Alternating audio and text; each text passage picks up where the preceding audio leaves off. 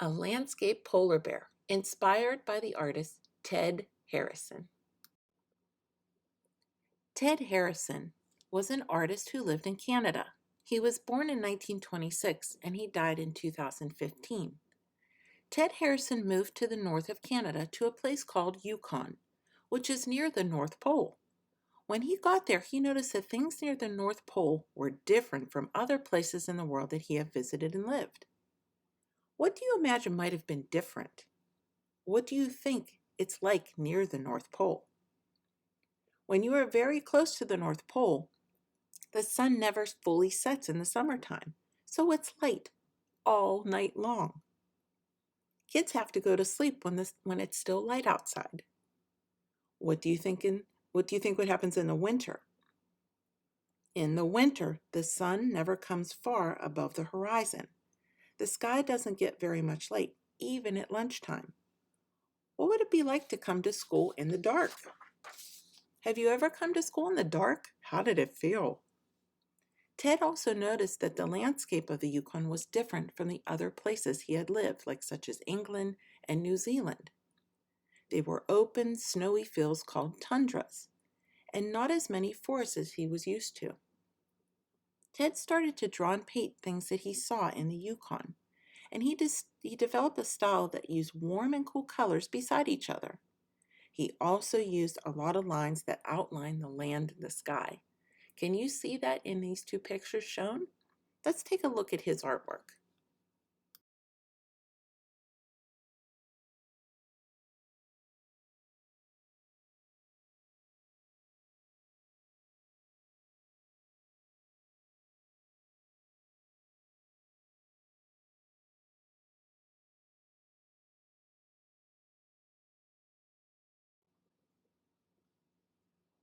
The materials that you'll need for this project are 2 sheets of white paper, a Sharpie or a black crayon, scissors, a glue stick, and if you want to use watercolors for your background, you can, but please use crayons if you're in class.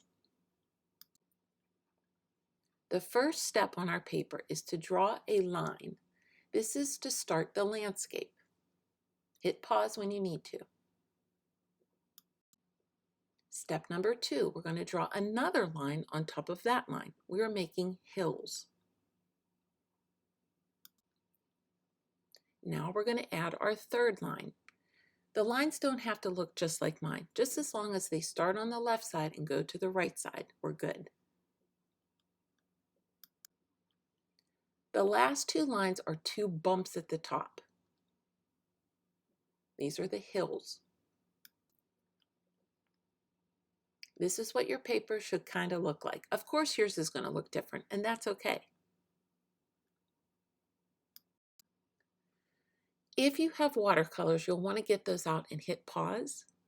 But if you're in class, you're going to use your crayons and you're going to color in your sky, your mountains, and every part of your landscape with warm and cool colors.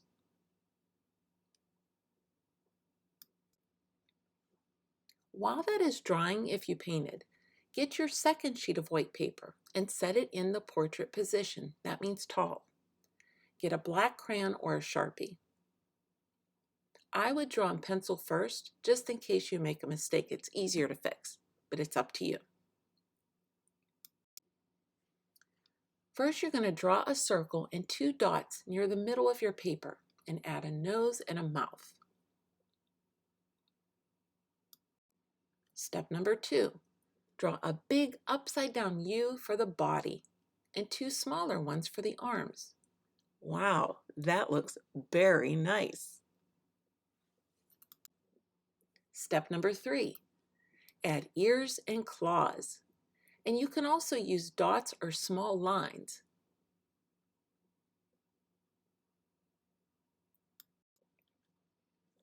This polar bear uses lines. The previous one uses dots. So it's totally up to you how you want to do the fur.